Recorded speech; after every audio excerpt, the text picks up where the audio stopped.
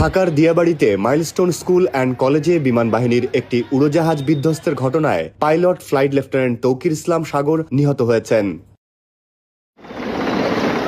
বিষয়টি গণমাধ্যমকে নিশ্চিত করেছে আন্তঃবাহিনী জনসংযোগ পরিদপ্তর। বিমান বিধ্বস্তের পর তাকে উদ্ধার করে রাজধানীর সম্মিলিত সামরিক হাসপাতালে নেওয়া হয়েছিল।